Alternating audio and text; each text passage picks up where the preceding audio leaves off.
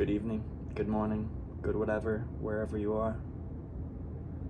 Welcome back to Occult Catalyst.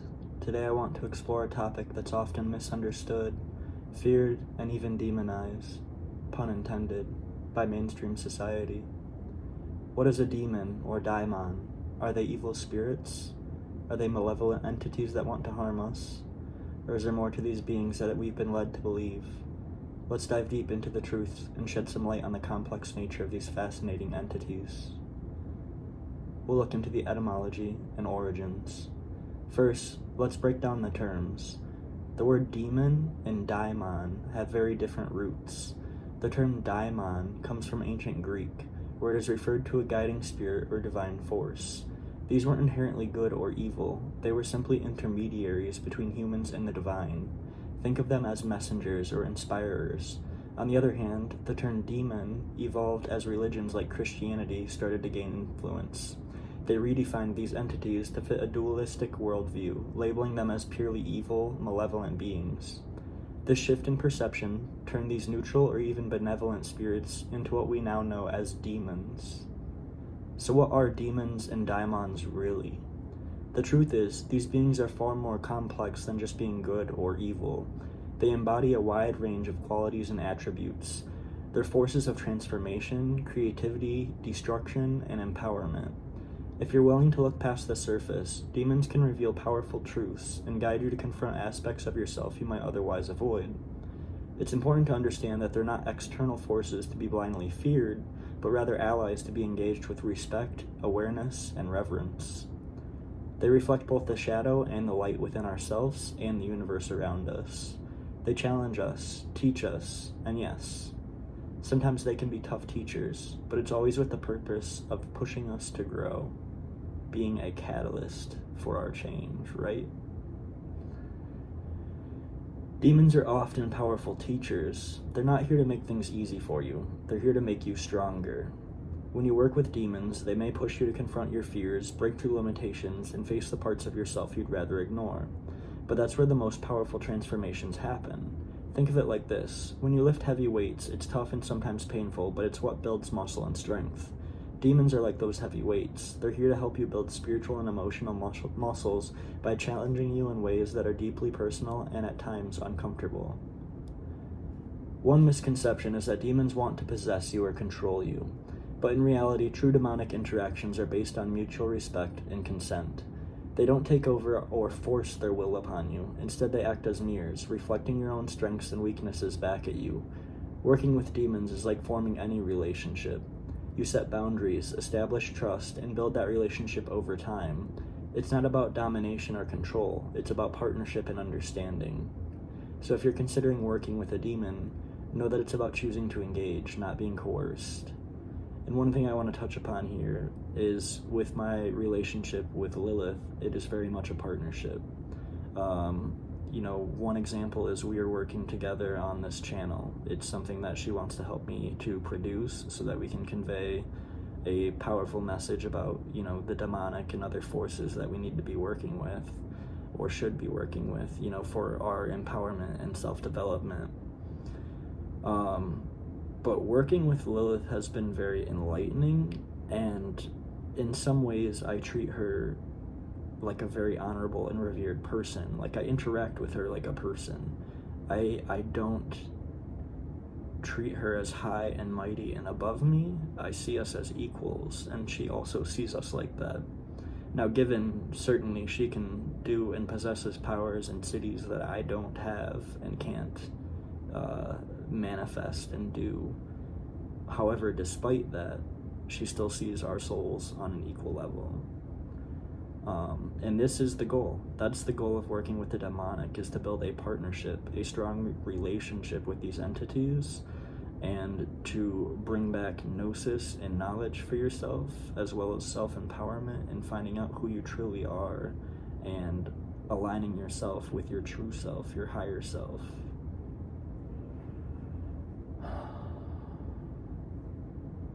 I lost my place. Alright, now let's talk about daimons. While demons are often seen as external entities, daimons have a more intimate role. Think of them as personal guides or guardians unique to your own spiritual path. Daimons can inspire you, provide protection, and even help you understand your true purpose. Everyone has a daimon or a guiding spirit that's aligned with their soul's purpose. Literally everyone has what is referred to as the higher or the holy guardian angel, or it is also referred to as the daimon. And this is a spirit that is personal to you specifically. And it is, in my UPG, kind of related to the higher self, although not necessarily the higher self in its entirety, but is an aspect of it. And through working with that, you're going to integrate more of yourself and your power.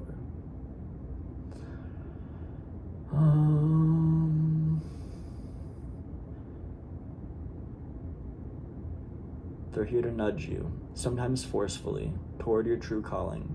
Working with your daimon can be an incredibly rewarding experience because they're attuned to your innermost desires and destiny.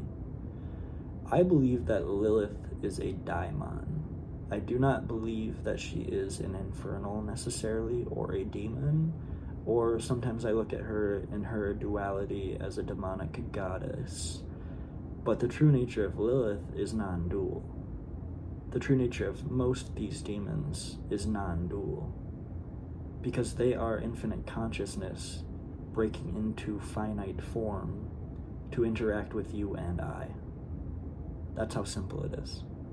So literally, the infinite God consciousness coming down into an aspect that you can resonate with and work with and talk to for your benefit.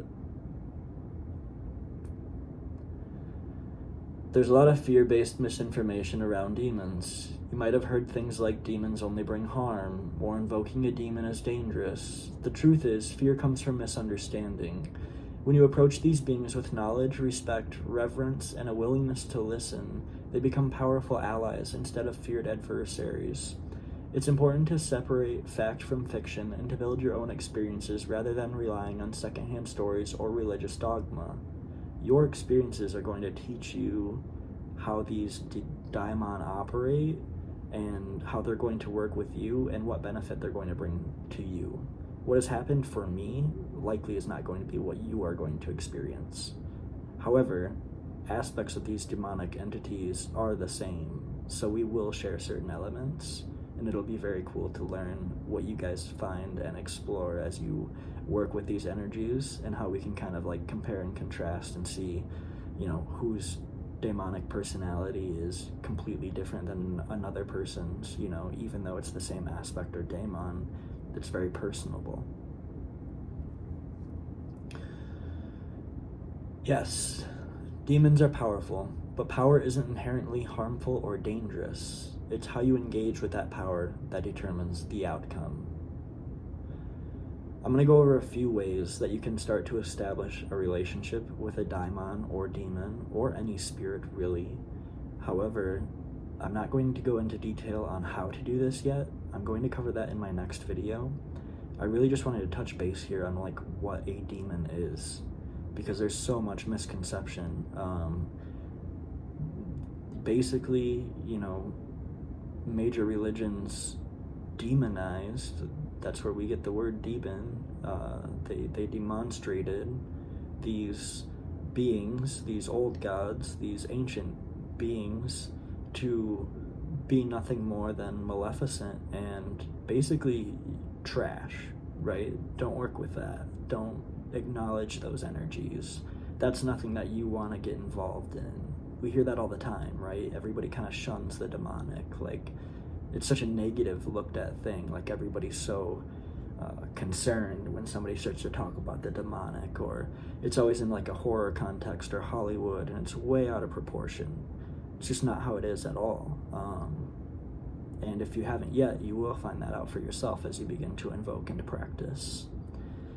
But yes, my next video, we're going to go into specifically ways that we can make contact, invoke, evoke, use ends, sigils, meditation, and more, to really connect with the demons that we want to, the daimons that we want to, work with these spirits in a way that feels personable and real. So, as I mentioned, a few ways you can start connecting with demons or daimons would be invocation or evocation, using specific ends, chants, or sigils to call upon them, or meditation and reflection, sitting quietly and opening yourself up to their presence, using symbols or visualizations to focus your energy. I often like to meditate with a sigil. I find that's very powerful, or meditating with the sigil in my mind's eye really works. Dream work. These spirits will come visit you in your dreams. Unfortunately, I smoke cannabis, so I really don't have a lot of dream activity because I don't get a lot of REM sleep. So I miss out on a lot of the spirit interaction that would be in my dreams. However, when I was abstaining, I did notice like very intense spirit communication throughout the night while I was sleeping, where I would wake up and have very clear memory of what happened, and I still have memory of those dreams, which is kind of wild because my dream recall is never that great. But dream work is very powerful, and it is very important to journal your dreams when you have these powerful spiritual communication dreams, so that you can reflect back on it. As you gain more knowledge, you're going to reflect back on what that experience was and be able to pick out more of its core and what was its essence. And lastly, divination. Divination is a very powerful and approachable way to work with the demonic. Through tarot, through I Ching I use. Those are really the only two that I use. But absolutely, like any other form of divination, scrying as well. Want to also add in scrying. I didn't mean to leave that out. It's a new practice to me, so it's becoming cool. Approach them with clear intent, respect, and patience. Don't expect immediate results. Building a relationship with these entities takes time and dedication, but the rewards can be profound. I've had my own transformative experiences working with demons. There have been moments where they've pushed me to confront aspects of myself that were uncomfortable and difficult, but through that process, I've emerged stronger and more aware. The infernal or demonic is what gave me a new lease on life. Last year I went through my dark night of the soul, and I had a very hard time finding my way out until I began to work with the demonic and entering into the Klipoth, which is their realm. The infernal are here for us to work with and to empower us in our true will and true nature. Remember, demons and daimons are not here to be feared. They're here to be understood, respected, and if you're open to it, to work with. So if you feel called to explore these connections, approach them with an open mind, clear intent, and the understanding that what you're really doing is engaging with aspects of your own soul and the greater universe.